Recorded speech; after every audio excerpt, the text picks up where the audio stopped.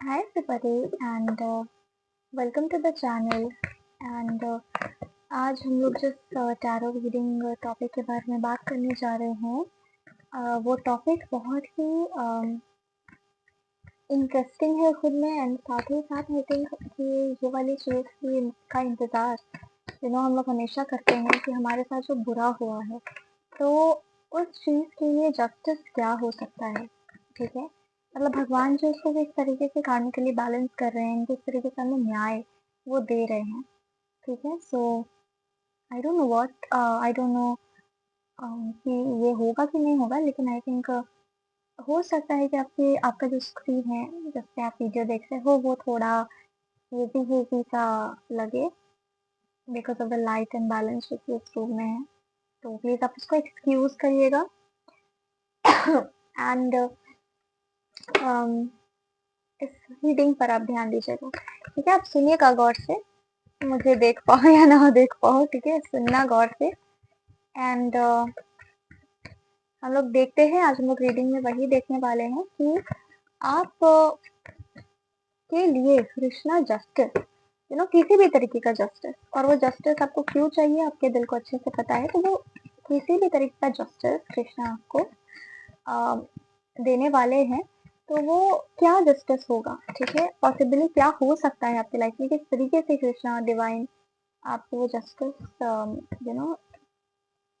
देंगे। ठीक है, वही हम यहाँ देखने वाले हैं, जो कुछ भी भगवान जी बताना चाहे हम वो देखेंगे। ठीक है, ओके, तो देखते हैं what justice you are going to get from the divine himself. Okay okay, तो सबसे पहले मुझे ऐसा लगता है दैट यहाँ पर आपके साथ प्रॉब्लम क्या रहा है ना, आपको प्रॉब्लम किस चीज़ से हुई है, किसी तरीके से छल में रखा गया है आपको। ठीक है, और आप बहुत हर्ट भी हुए हो ये सोच के कि अब तक मैं मुझे एक डिसेप्शन में रखा गया, मुझे डिसीव किया गया है, किसी भी तरीके से छल में रखा जा सकता है आपको। ठीक है, और ये डिवाइन इंटरवेंशन ही है जो आपको पता चला है इस बारे में, क्योंकि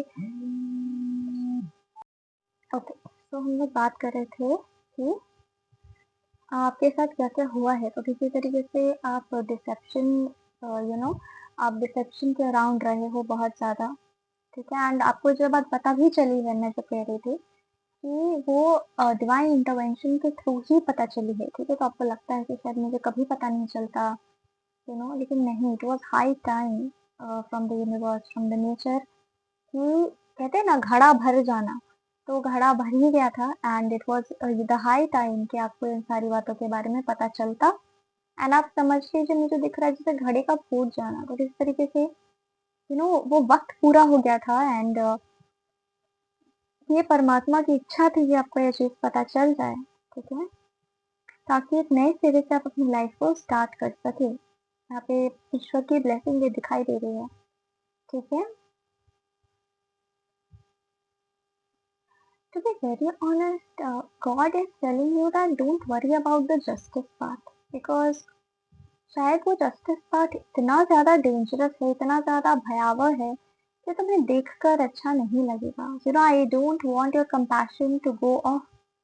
मैं नहीं चाहता कि आप इन सब चीज़ों पर पार्ट लो एंड आप अपने कंपैशन को खो दो, because it's very crucial, it's very precious. तो वो कह रहे हैं इट्स हाई टाइम कि तुम अपने लाइफ में आगे बढ़ जाओ, इन सारी चीज़ों को बस छोड़ो और आगे बढ़ जाओ। ठीक है, क्योंकि उन लोगों को जो पनिशमेंट यहाँ पे दिखाई दे रही है that is very very cruel, and उतनी क्रुएलिटी शायद आपका दिल खुद देख कर बर्दाश्त नहीं कर पाएगा। ठीक है, सो आप खुद ही सोचो कि जब ईश्वर कह रहे हैं that I know that you will not be able to take that cruelty, and उस क्रुएलिटी को देखकर आपका कंपैशन अफेक्ट हो सकता है। तो गॉड यही कह रहे हैं कि आप मेरे दिखाए हुए रास्ते पे चलो, लेकिन इतना ज़रूर वो आपको आश्वस्त कर रहे हैं कि मेरी नज़रों से कुछ भी छुपा नहीं है। ठीक है, अगर आपके साथ कुछ भी बुरा हुआ है तो I have seen that. Okay, and उसको लेकर जस्टिस तो ज़रूर होगा, लेकिन एक सही वक्त पर। ठीक है, जिस तरीके से जब आपके साथ ये सब हो रहा था, तो भी कृष्णा सब कुछ देख रहे थे। God was watching over everything and शायद क्योंकि वो सबसे इतना प्यार करते हैं, तो उन्होंने आपके दुश्मनों को भी मौका दिया कि अब शायद आपके दुश्मन सुधर जाएँगे, ठीक है? लेकिन ऐसा नहीं हुआ and it was high time कि आपको सब चीज़ें पता चल जाए और उसी तरीके से आपके दुश्मनों को वो टाइम देंगे कि अभी भी वो मौका है, सुधर जाओ। अगर वो लोग सुधर जाते हैं, तो सुधर जाएँगे और नहीं सुधरते हैं, तो दे विल बी पनिश्ड, ठीक है? आपको वो कह रहे हैं कि आई डोंट वांट कि तुम इन लोगों की वजह से अपना प्रीशियस लाइफ, उसका वक़्त जो है वो बर्बाद करो और बस आगे बढ़ जाओ, बाकी सब आई विल हैंडल, ओके?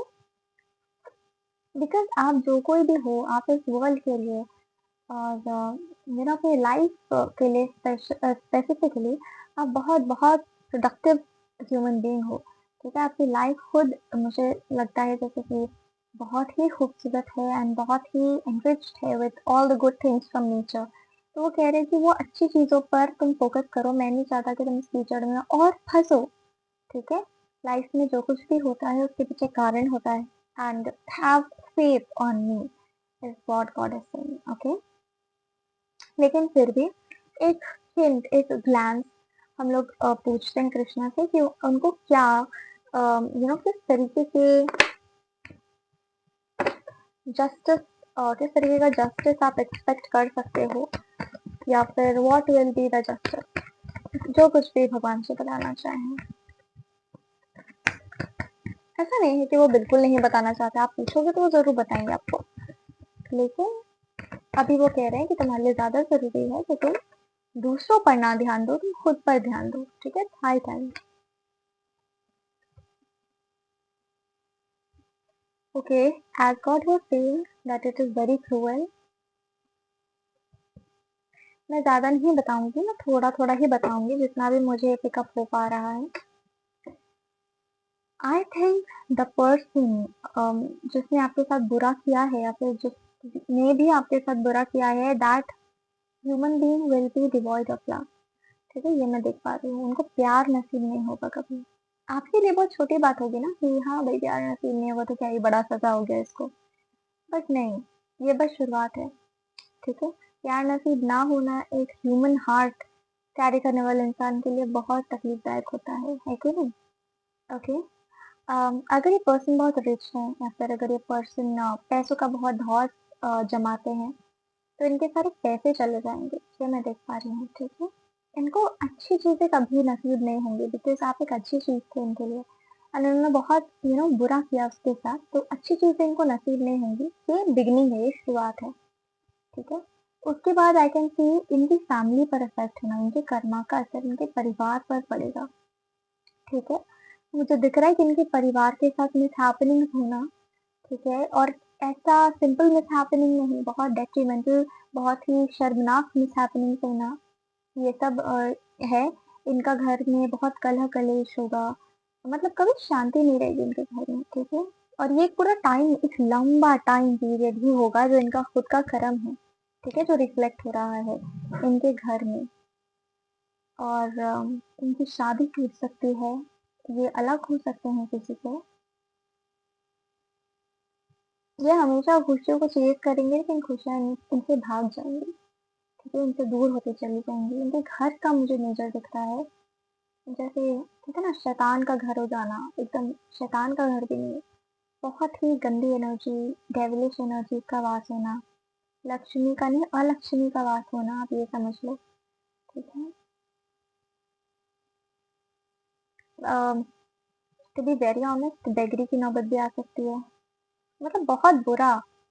ये इंसान अपना सुध-बुध खो बैठे, भरोसा ना कर पाए इसके साथ क्या हो रहा है, ऐसा कुछ होने वाला है इसके साथ एंड दिस इज़ फेटेड बिकॉज़ ये इंसान आप तो अपने लाइफ में बिज़ी हो ना, कृष्णा कितना इसको मौका दे रहे हैं वो केवल गॉड नोज़, ओके? और वो सारे मौकों को ठुकराता जा रहा है, ठुकराता जा रहा है, उसको समझ ही में नहीं आ रहा है, ठीक है? आपकी लाइफ में जहाँ दियों से आपकी ज़िंदगी रोशन होगी, वहीं पर इसके घर के सारे दिए बुझ जाएँगे, ठीक है? ये मैं देख रही हूँ। ये एक लाइन है जो कि चालू हुआ है।